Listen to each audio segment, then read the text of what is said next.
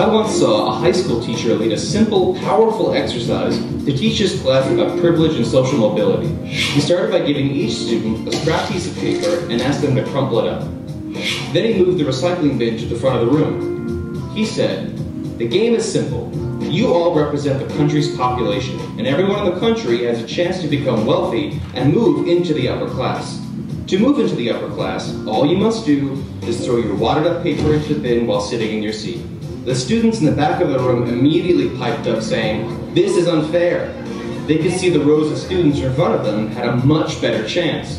Everyone took their shots, and, as expected, most of the students in the front made it, but not all, and only a few students in the back of the room made it. He concluded by saying, "The closer you were to the recycling bin, the better your odds." This is what privilege looks like. Did you notice how the only ones who complained about fairness were in the back of the room?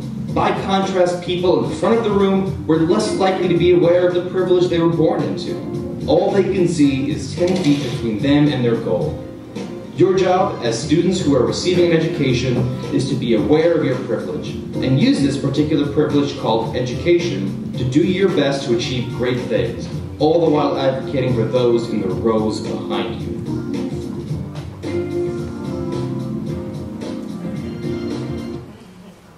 Give it up for Anousha. Thank you.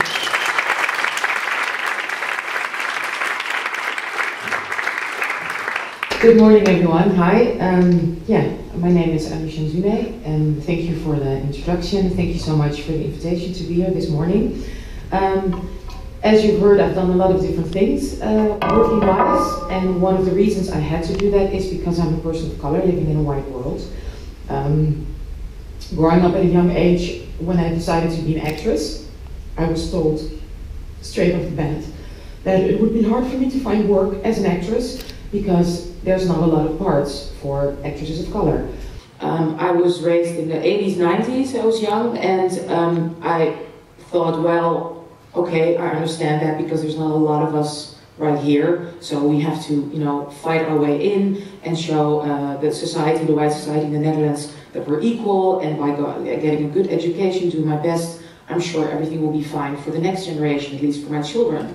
That's what I thought when I was 17, and now I'm 47, and not a lot has changed, to be honest. If we look at the numbers, 73% of kids of color receive the lowest form of education in the Netherlands, whereas 70% of white children receive the highest form of education. If we look at the numbers in unemployment, people of color are twice, sometimes in certain parts of the city, even 3 times as likely to have no work or less paid work.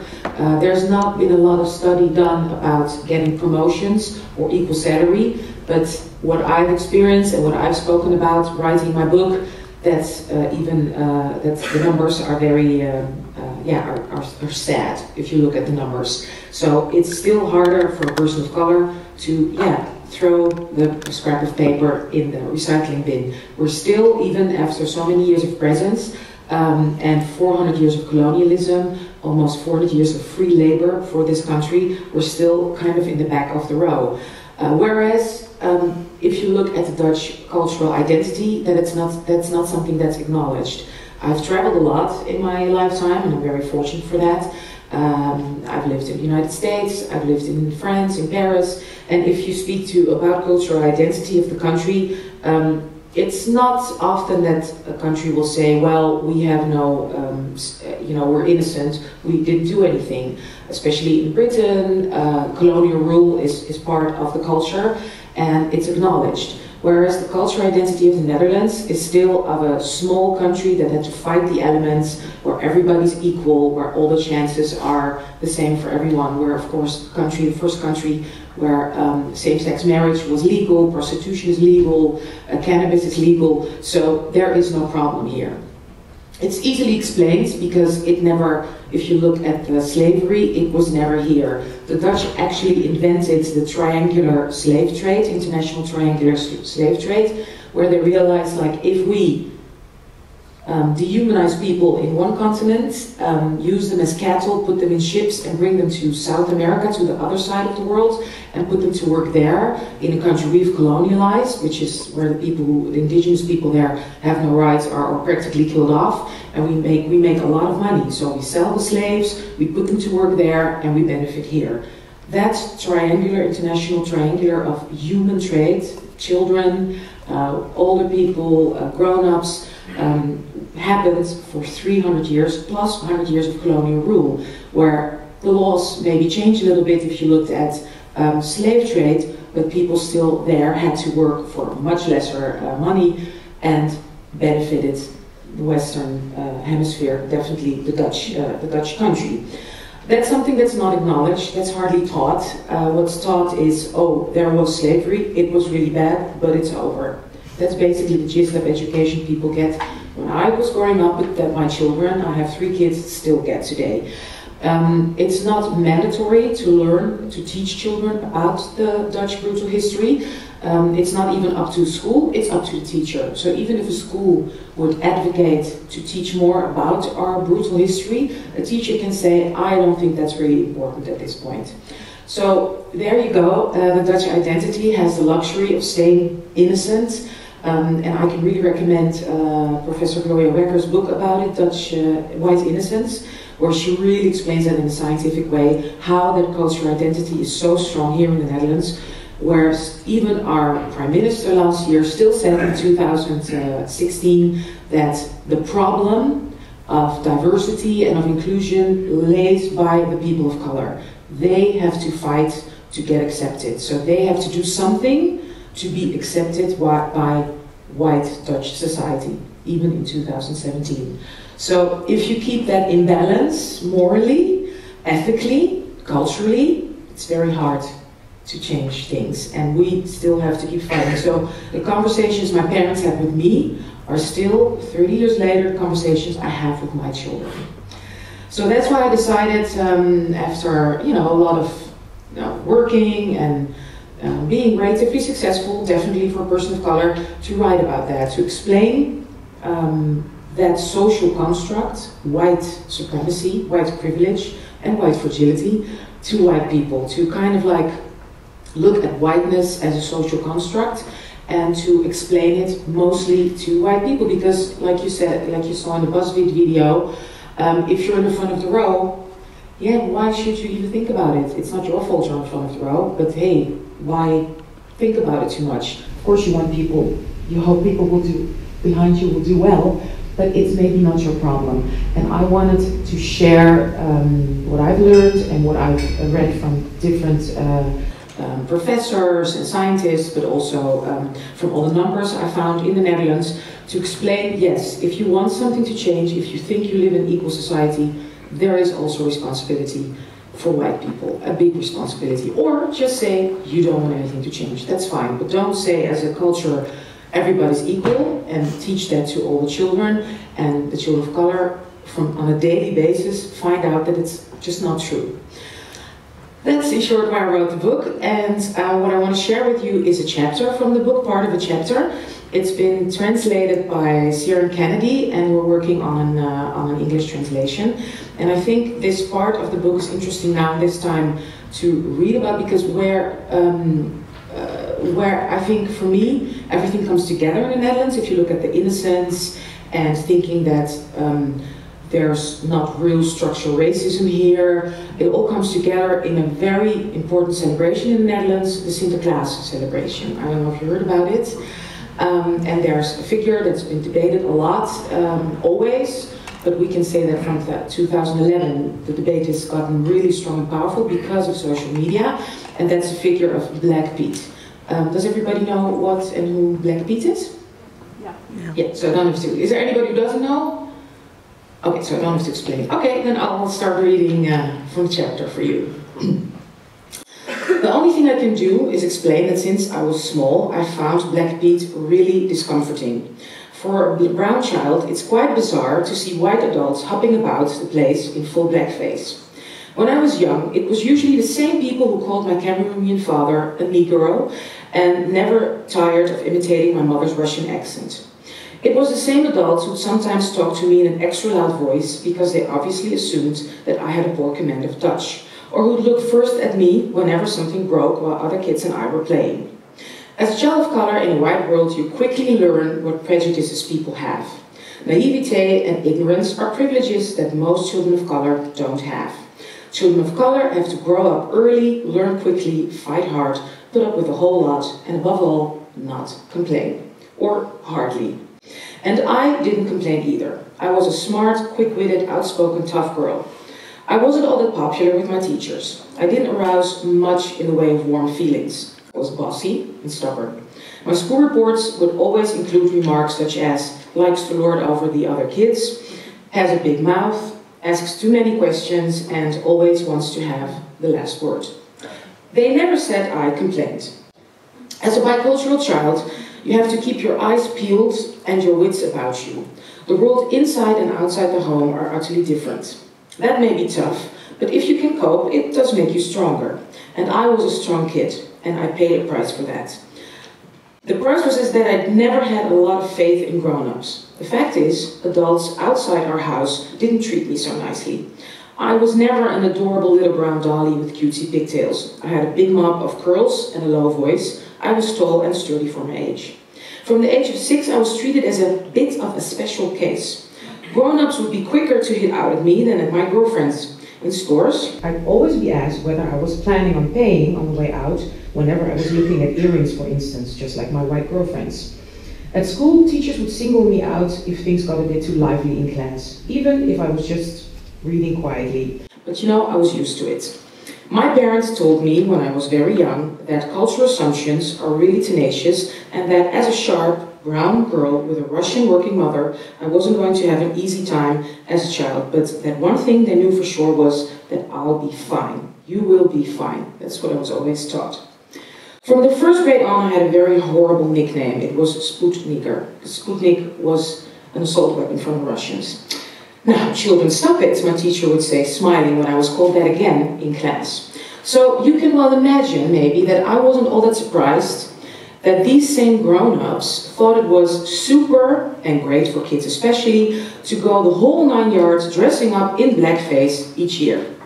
Grown-ups would say, and this is what I learned to expect, that this tradition had nothing to do with an absurd and well-known stereotype of what black people look like, but that the blackness came from the chimney.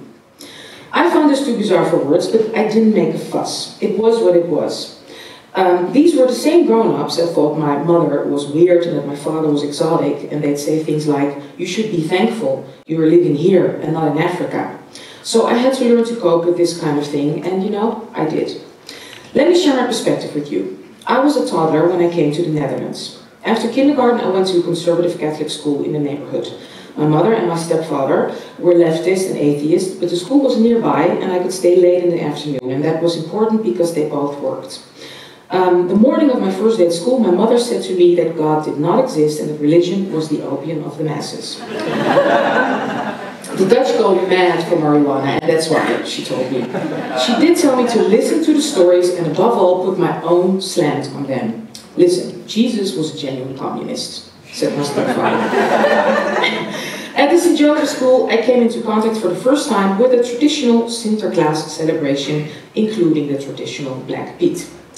I was a daddy's girl. My parents were divorced, and I was crazy about my white stepfather, but my dad in Cameroon was my hero. I was crazy about his skin, his curls tied against his head, as well as his nose, which I could squash every which way I thought, and I knew he was the smartest person on earth. He was a doctor, and I could spend hours listening to his stories about our family, about studying in the Soviet Union, and about the right to be free from colonial rule. In our cobbled-together family, there was always room for dialogue and discussion. I also had 2 black half-brothers who lived with us from time to time. And of course I found them irritating and bothersome, but I also found them very cool and smart. They wore their hair in an afro, they were really good at soccer, and they got really good grades in school. My Cameroonian uncles, who even after my parents' divorce would come and visit us regularly in the Netherlands, were all as highly educated as my father. They were intellectual, were dignified men, just like my dad. Hence, my genuine surprise when I saw the fathers of my classmates, Susanna, Saskia and Astrid, tottering into the classroom behind St. Nicholas, and I recognized the fathers straight away through their makeup.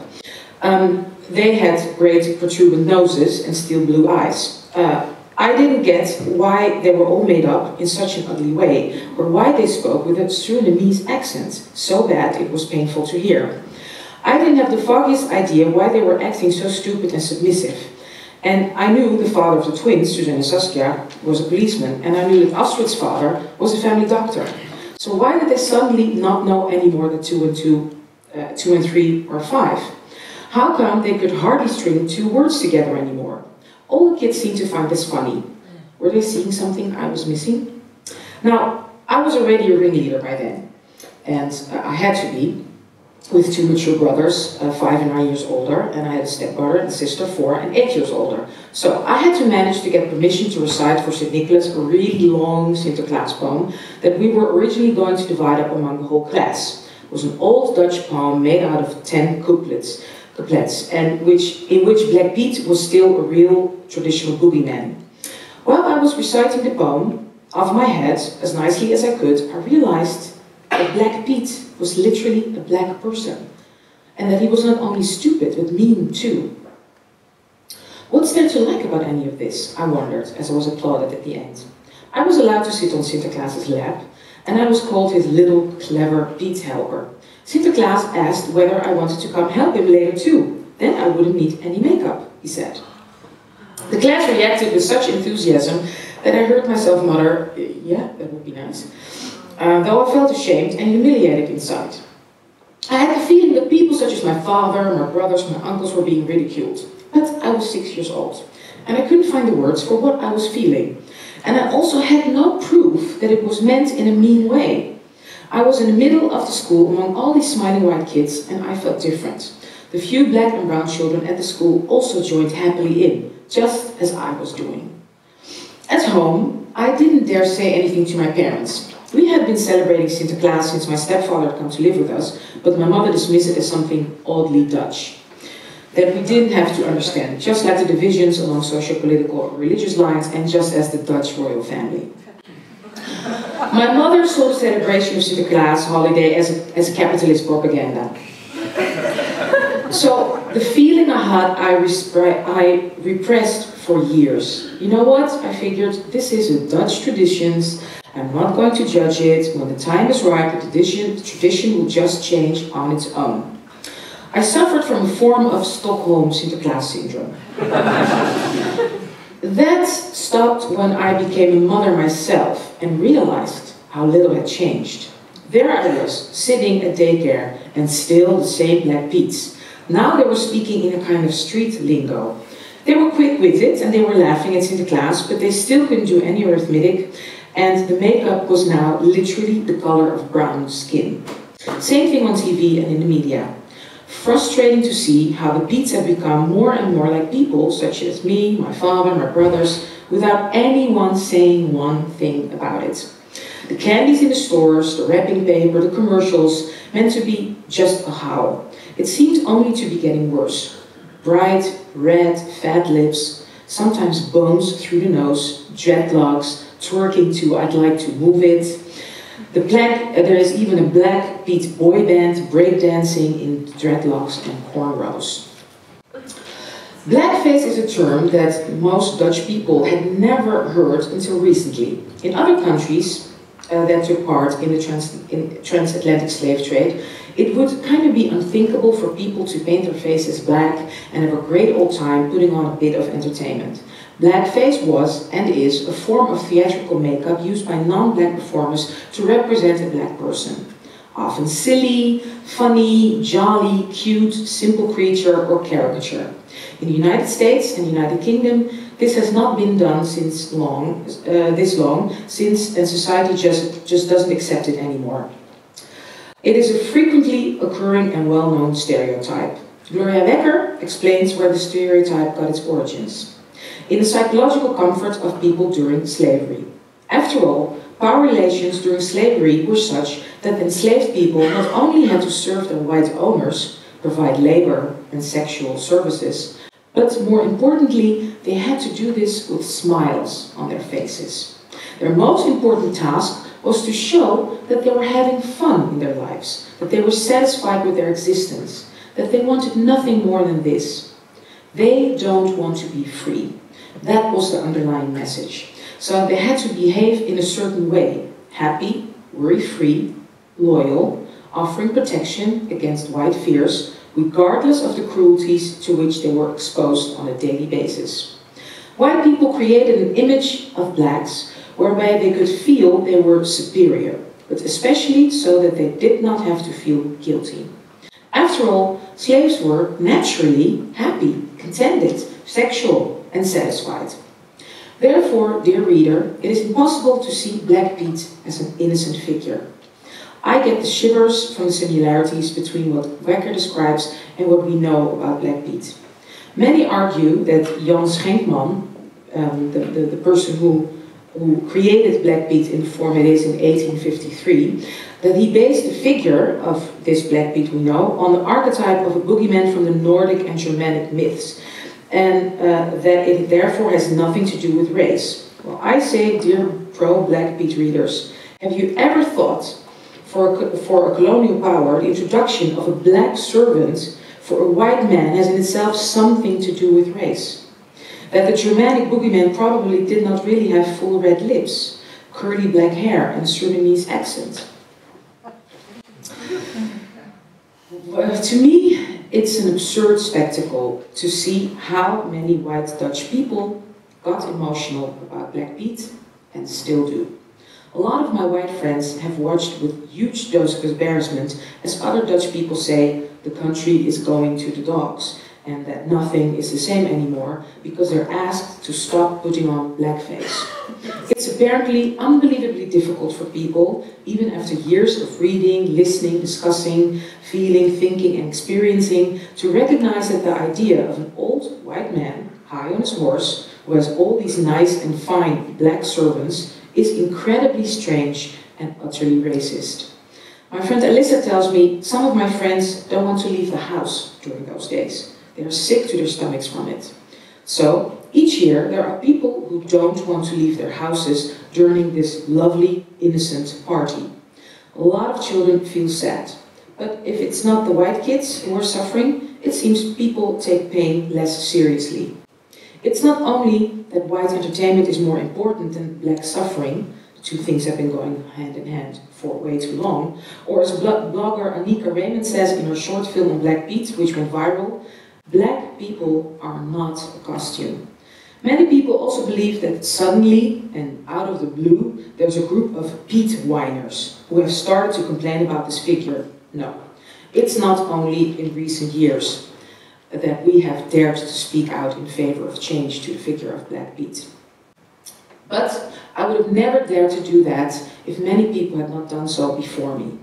Since the 1930s, both black and white Dutch people have been speaking out publicly against the appearance of Sinterklaas' servant. The first public protest took place as early as the 1960s, but in the mainstream media, this dissenting view began to be seen only from about the 80s. A clear indication that the Dutch media reports from a white perspective. On the Dutch Sesame Street, that's a very popular children's program, in 1987, Gerda Haverton, one of the main characters, told Big Bird, our Dutch version of Big Bird, that she found it difficult to be referred to as Black Pete. 2 years later, the topic was even openly discussed on a TV show, Bij Lobit, which was the first and only black TV show on Dutch TV. And White Pete's came and they sang a protest song against the figure of Black Pete. The first petition entitled Abolition of Black Pete was submitted to the Dutch Lower House of Parliament in 2003. It called for adjustments to the racist elements of Black Pete, which is said to be harmful for children. I would like to express my thanks to all the wonderful people who have dared to speak out in the media, but also to the heroes who, whether at work or in front of their class or among friends, have dared to make the point that blackface is highly problematic. My small contribution on the debate, we're actually talking here about universal human rights, if you've noticed, as it happens, has not always been appreciated. I've received the most dreadful emails and have been savaged in the mainstream media and on social media. I'm threatened extensively, but then again, So is any one of us who is against Black Pete, who isn't threatened if you speak out seriously. I've been called a cultural terrorist, I've been reproached for increasing social polarization, I've received death threats in the form of poetry, and I've been accused of terrorism because I don't want to abolish the Turkish version of Black Pete. How can it be that such an explicit and absurd racist practice is seen as innocent? It's defended as though the very moral compass of the Dutch collective spirit depends on it, even as people of color have been protesting against it for decades.